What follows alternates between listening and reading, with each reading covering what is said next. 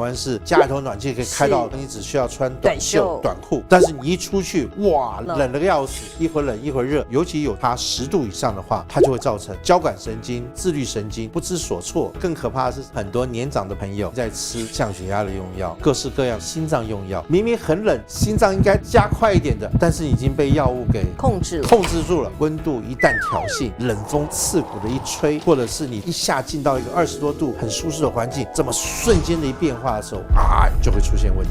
我周围最近好多人都去做健检，您有一条血管狭窄，你要赶快打一个支架进去，把它撑开。是教科书是告诉我们，堵了60%以上还有症状的话，是要积极治疗。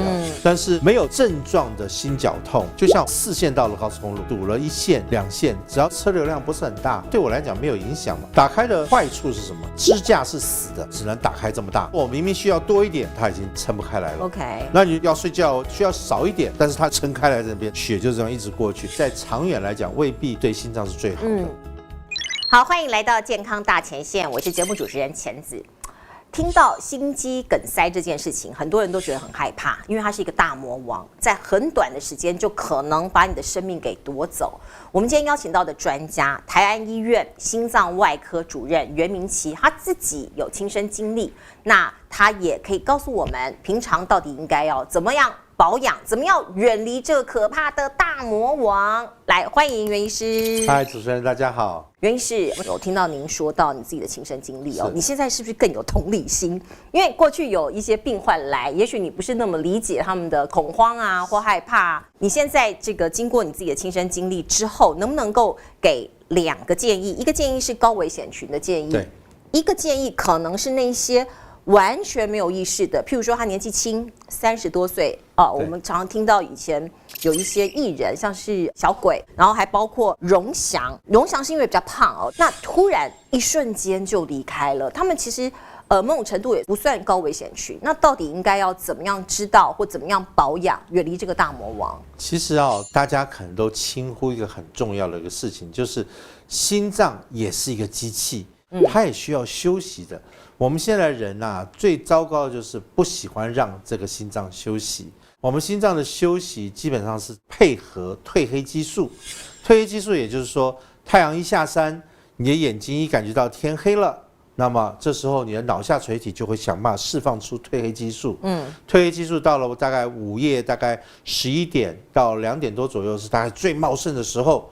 这时候你大概就会打哈欠，整个人就会想要放松，想要去睡觉。当你一睡觉的时候，很奇怪一件事情会发生。平常白天大概60、70甚至80的心脏的跳动，当你一旦挺直的睡着的时候，你的心跳会慢到50几、40几，它就是要放慢。放慢的过程中，你肌肉可以放松，你的肠胃道会进行新陈代谢，这些东西都是跟着褪黑激素在做的。那心脏就会感谢你主人终于让我下班了，休息，我让我休息一下子，他得以喘息。但是呢，现在的年轻人错喽，包括年长的人也是，越到晚上你们的节目就越精彩。我要很亢奋了，我要继续保持清醒这一节看不够，我再看一下重播，然后还熬夜对，追剧，熬夜玩手机，所以很多人是有睡觉，但他是怎么睡？开着灯，手机放在胸前，然后整个人累瘫了，怎么睡着了都不知道。所以我们常常讲，品质的睡眠还是累到睡着。所以你是有品质的睡眠的话，你身体会非常感谢你，但是如果是过劳、超劳的话，那这是耗损性的累到毙，那这个东西就代表说你会出事情。心脏是一个非常娇嫩的东西，它基本上有3件事情会让你致命。好，第一件事情就是心脏本身的构造，心脏的构造里面有包括二尖瓣，有没有二尖瓣脱垂啦，主动脉有没有狭窄啦。心脏有没有肥大这些东西，这些东西都会造成瞬间血打不出去，或是血液循环的障碍，所以是构造的问题。紧接着我们常讲的心肌梗塞，这是心脏血管的问题。心脏上面有3条漂亮的血管，一条走在左边，一条绕到心脏的后面，一条绕到心脏的右边。这3条血管一定要非常畅通，因为血管供应营养给心脏，让它能够蹦蹦蹦蹦跳得非常的顺畅。这3条血管如果哪一条血管堵住了，就会发生各式各样的意外，心肌梗塞瞬间就会致你的命。第3件事情是什么呢？就是心律，心律不整。心律不整的话，你常常就会有心悸的感觉啊，好好的突然间，心跳很快，心脏很跳，或者是他有时候咚咚咚咚咚咚咚，有一跳不见了，他就会有这种心律不整。轻微的，它只让你觉得有点心悸；严重的时候会瞬间的血打不出去，因为它就是要靠咚咚咚咚把血打出去。所以当一旦乱跳的时候，它瞬间血出不去，眼前一下发黑。咣一下就下去了，所以这3个可怕的事情随时都会发生，而且彼此都会牵扯在一起，所以不得不去注意的。所以您刚刚提到的，不管年纪多大，你都要保持生活的规律，对那不要晚睡，然后不要让自己累到毙才去睡觉，这是非常重要的一件事。可是天气气候是不是也是一个很重要的因素？对，我们应该要怎么注意这个气候环境的变化？第一件事情，天气本来就是很大，尤其是人类的加进去之后呢，你会让身体很难去适应。什么意思呢？如果你是住在这个贫穷落后的地方，像我当年去泰北、去非洲史瓦蒂尼去做医疗服务的时候，在冬天，反正它房子里面也是很冷，外面也是很冷，你大概就是一致，所以你整天大概就知道要穿多少、弄多少，保持温暖。但现在在台湾不一样啊。我们暖气家里头暖气可以开到暖到你只需要穿短袖短裤，但是你一出去，哇，冷得个要死。那我们又不像美国那么方便，因为美国人的话是家里头一出来，地下室车库开出去，百货公司地下室完全是恒温的。台湾不是哦，台湾是家里头很暖，你要出去楼梯间好冷，出去外面更冷，你要到公车站，你要走到哪里去？一会儿冷一会儿热，一会儿冷一会儿热，你的身体就本身就会说，到底是在做什么？它在温差变化的时候，尤其有在差10度以上的话，它就会造成交感神经、自律神经有点不知所措。我到底要干什么？因为冷的时候它要收缩啊，热的时候要放松啊。它一会儿冷一会儿热，它也不知道干什么。那尤其这时候更可怕的是什么东西呢？我们很多年长的朋友。早已经在吃降血压的用药，各式各样的心脏用药。这些用药是什么意思呢？就是告诉你说，吃下去之后，心脏不要太多的反应。反正你血压高，我吃药把你降下来；那么心跳快，我吃药把你降下来。这时候你突然出去外面，明明很冷，心脏应该加快一点的，但是已经被药物给控制住了，所以它也就不太反应。你明明应该是血压怎么样稍微降，它因为已经吃了药了，所以它也不反应出来。所以这时候，当温度一旦挑衅，冷风一旦刺骨的一吹，或者是你从一个冷风刺骨的地方一下进到一个20多度很舒适的环境，这么瞬间的一变化的时候，就会出现问题。所以这是非常可怕的一个事情。所以大家必须要了解说我是有在用药，我是高风险。那这时候我该不该出去？打个大大的问号。这不能说原因是说我要常常出去运动啊，所以再冷的天我也要出去。那有没有急着需要出去？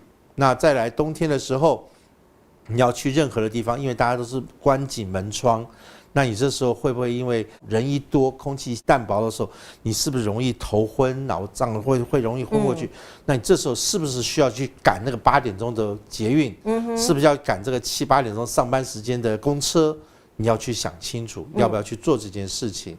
那么你出门前要怎么样去防范自己，不要陷入这种危险的环境？那你这时候要吃什么？要喝什么？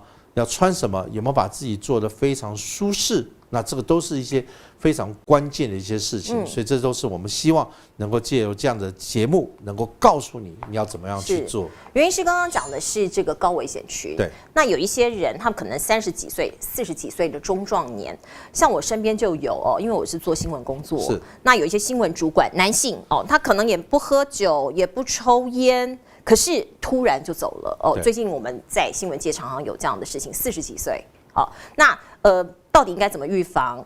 那就有很多人说，那去做个健康检查吧。所以我周围最近好多人都去做健检。那做了健检之后，我知道有1、2个朋友甚至去做了支架，可是他看起来是很 OK 的哎。那医生或者是健康检查的结果告诉他说，哦，您有一条血管感觉狭窄，那是危言耸听吗？还是真的有必要？这个现在是最难回答的一个问题，因为台湾的医界跟全世界的医界都是一样哈。你做了，大家就有些时候是商业的考量，有些是什么样的考量？那到底是要治疗 X 光片，治疗这个影像，还是治疗你身体的需求？这有些时候，大家连我们当医师也会觉得不知道该怎么办才好哈。因为我刚刚讲了嘛，心脏上面有3条血管，它们彼此是支应的，所以就算有一条血管不是那么通畅，是另外2条如果过来支应的很好的话，你未必要把那条要打得很开，打得很通。但是商业的考量或什么就是帮你去做，对他们就会劝你说，你要赶快打一个支架进去，把它撑开。是，所以很多人就会这样。所以到底是怎么这样需求很难讲。在国外来讲的话，在很多文献现在是告诉我们，好，没有症状的心绞痛，这个血管是可以不见得要去治疗的。但是如果有症状的心绞痛，你要积极的去治疗它，这个差异在这个地方。但是怎么叫做症状？病人就会说：“我怎么知道？那我还是就打通它算了。”就是这样子的情形。所以这也是大家的医学知识要稍微多一点。那么大家都说40多岁怎么可能？所以就是又要回过头来问一下子。多半你仔细去追踪一下子的话，像我最近有一个非常同班同学哦。那非常可惜，他在高雄是个非常有名的医师。那么他每天可以看到500个、800个病人，每天从早上8点钟看到凌晨哈。那怎么一直去努力的去工作？他最乐意的就是工作。后来自己感冒了，但是因为还有门诊、还有手术，也是拼了。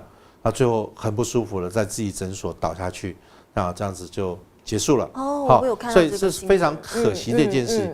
所以你说。没有啊，他还好啊，他要去做健康检查，他去做什么？但做了检查，他并没有改善他的生活啊。所以你仔细看那些年轻人倒下去，你仔细看，多半就是熬夜、站太久、少喝水，平常没有在做运动，所以长期在站的人，血很容易下去，上来的不多。血压就会不稳定，那么长期在熬夜、在加班的人，他人就会觉得很不舒服。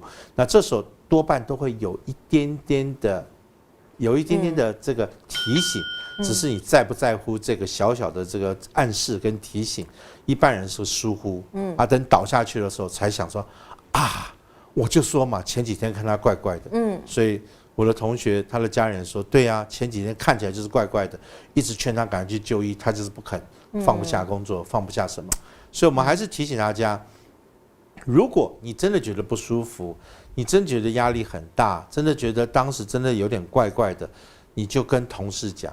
我也希望大家每一个公司行号的老板们也是能够注意这些事情。你想一个好员工继续维持住。”就给他个时间去救治一下、诊断一下子。我在想请教袁医师哦，那如果说健检发现自己有一条血管大概塞了50%好了，或60%，那我们去做这个支架把它撑开，这是无效医疗吗？理论上做了有坏处吗？理论上是这样子哈。你的血管通过去，你的目的是到达目的地嘛？就像我们高速公路，那么没错，它是4线道的高速公路。但是如果它真的堵了1线、2线，只要当天的车流量不是很大，那对我来讲没有影响嘛，还是可以很快速的过去。但是如果说它缩小了变2线了，你这时候发现有塞车，我到这边的时候我要稍微慢下来，绕过去，然后大家会有点塞车，你让我让的话，那明明我应该4个小时可以到高雄的也许开快了一点点，不过没关系，基本上你明明可以4个小时到了但是变成要6个小时才能到的话，那就代表说不顺畅了。那这时候我就应该进去把它撑开来，变大一点，让它顺畅起来。但是如果它虽然堵了一点点，它仍然可以走得很顺的话，坦白讲是不需要去动它的。我们通常在教科书是告诉我们，就是血管如果堵了60%以上，病人还有症状的话，是要积极的去治疗。但是60以内啊，50几，那这就是模棱两可的时候，你就看一看这个病人的症状到底是有没有，我们再决定这样子哦。但是30、40那种大概都是可以不需要去做任何事。好，我了解袁医师的意思，就是说你有一点点堵塞，对，你更重要的是你的生活习惯。是，生活习惯就像你的车流量，你可以一直保持你的车流量低，然后很顺畅，其实就不需要一定要把它这个打开。对的，打开的坏处是什么？因为支架是死的，对，我就只能打开这么大。那这时候我明明需要多一点，但是它已经撑不开来了。OK， 那你明明说我需要少一点因为我现在要睡觉，但是它是撑开来这边的，血就这样一直过去，所以在长远来讲，未必是对心脏是最好的。因为有些时候我们放松的时候，血管是希望稍微放狭窄一点点，急需要它的时候希望扩大一点，那血管。基本上人工血管没有那么聪明。我再请教袁医师，因为您有提到说，胸闷就是自己可能就要有一点点这个警示了。我自己的先生在2、3年前，我们曾经遇到也是一样，在国外的时候突然就胸闷，然后很不舒服，冒冷汗，脸色发白，蹲下来也没用，后来。到了一个比较空旷的地方，喝了一点热水，慢慢就舒缓了。回到台湾之后觉得很可怕，赶快去健检。可是健检完又一点状况都没有，所以这个需要再追踪吗？还是怎么回事？所以当时你的医师就要马上帮你去评估，你有没有可能是发生了心肌梗塞或什么东西。那么第一件事情发生的当下是不是太累，压力很大？因为有些时候是你堵住了，但是我很快的后面就把它排空了，就是说含羞草说起来了，但是也许您太温柔的太太一直安抚他，一直在就说没事，就用万金油对，你可能你弄之后，他的含羞草就慢慢的又放开来的话，还有喝热水，就喝热水嘛，因为热胀冷缩嘛，热水一弄，它血管可能就放松了。就算当时有堵到什么东西，它可能哗一下冲刷过去之后，那传过这个水无痕嘛，那就有时候就真的看不出什么东西来，所以这时候就是要去看一看，我们就要做一些测试。那测试的话，就看一下有没有动脉硬化，有没有血管不通的情形，做一些运动心电图，看这个心脏的血管有没有因为在积极的运动下，会不会产生这个心脏缺氧的情形。那尤其在这个，既然他那天是跟你一起去，对不对？也许就是他在做运动心电图的时候，你要在旁边摆出当天的那个表情，他一下哇，可能就会出现问题，我们就可以大胆猜测有还是没有。如果说你在做运动心电图，你在做很多测试，从各个角度去看这个心脏，就没什么事情的话，那可能当时就是一个意外事件。OK， 可能发生了什么事情，他突然间痉挛了这样子。好，有一些坏习惯说是一定要排除，因为这个跟心血管疾病的距离会很接近，包括饮食不均衡，是爱吃重咸，喜欢吃糖、油炸、加工品啊，精致化的饮食，这个是一定要戒吗？因为这些我都爱，我爱麻辣锅，又爱甜点，那该怎么办？我自己心肌梗塞之后，那我就自己告诉自己啊，这个也是一样嘛，你要评估嘛，为什么我在50多岁的时候会心肌梗塞，我就要来算嘛，那么我说我已经企图减肥啦，对不对？那你就饶了我吧，对不对？企图减肥，我也在运动了，对不对？我也试着早睡了，那唯一没改变的是什么？就是饮食嘛，所以我一定要看我饮食出了什么问题。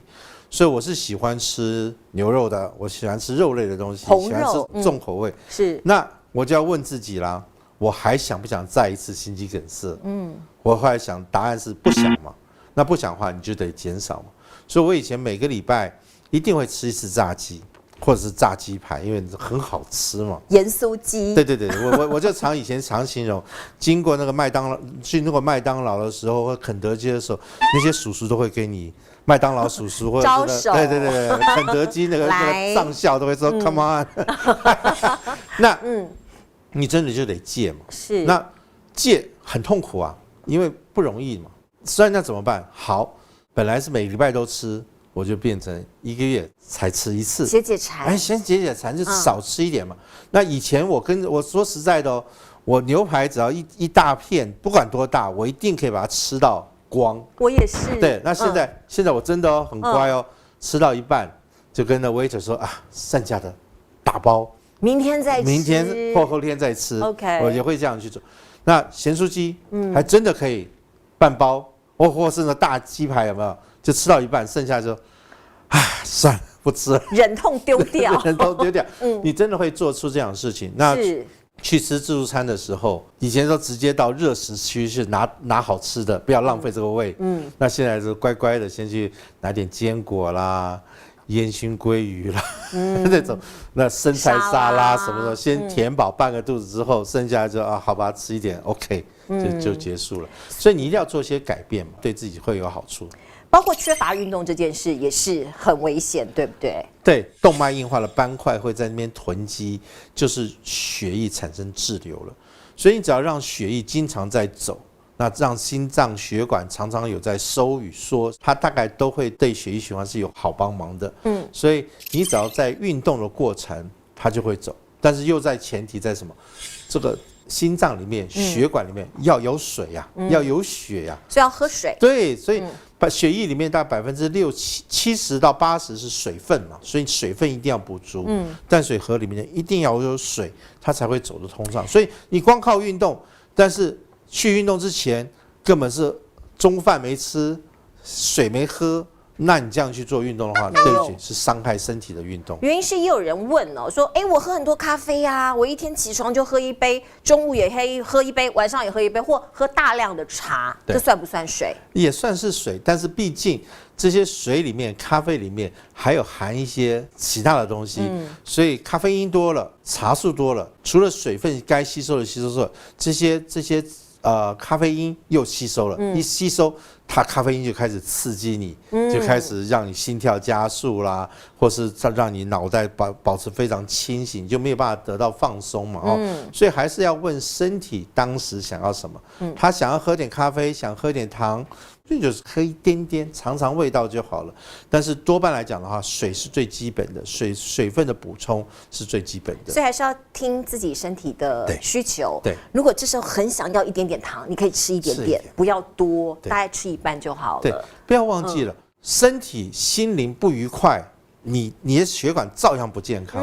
所以你如果说跟个好朋友吃个饭、聊个天小酌一点点，是非常快乐的一件事情，绝对比你这样子，像我常常看到那个餐里头全部都是素食，什么五种菜啊，什么五谷饭啊，五绿五红，然后我就算了，这餐不吃了，心情就不好，所以要有一个 balance。对。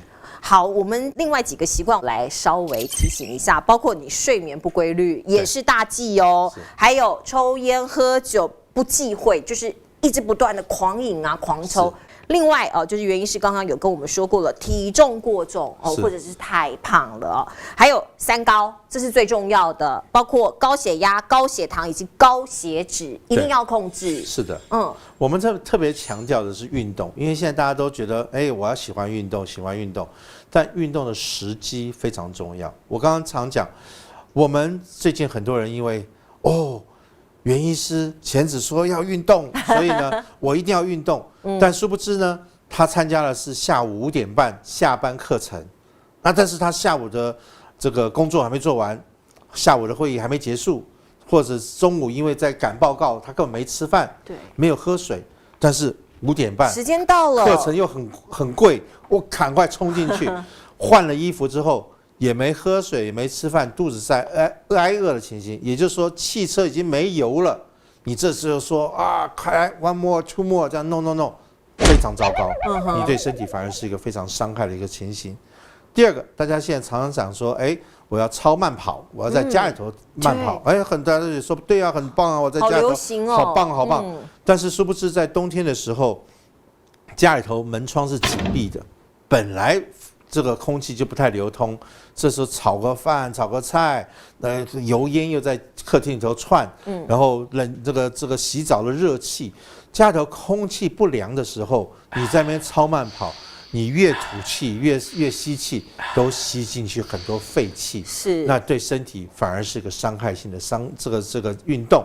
那再来，大家喜欢说晚上去运动，那我们也跟大家解释了，你晚上的睡眠基本上是需要褪黑激素，褪黑激素已经说老板11点了，下班了，该休息了吧？他说 no，我要去满足这个袁医师讲要运动，那 let's go。加班继续跑，那心脏只好说好吧，老板要跑，那跟着跑。但事实上他是抗议的，这边褪黑激素叫你睡觉，这边说不行，意志力要你跑，两个人就又在那边打架，在对抗，对，在对抗。所以这时候这个是健康的运动吗？不是，是。所以很多东西都是个逻辑性的东西，你要慢慢去理解。那刚刚你的饮食啦什么，都是一些逻辑式的一些思考，把它想通了，你就知道身体真的需要的是什么，当下他想要是什么。那累的时候想想看为什么会累，那到底发生了什么事情，你就会去理解。理解真的不能理解，看看我们节目来挂个号，我们大家就会给你解释一下。是，今天非常谢谢袁医师告诉我们这么多哦，远离这个心脏疾病的 Pebble， 也希望大家都有一颗好心脏。谢谢大家，谢谢袁医师，谢谢，拜拜，拜拜。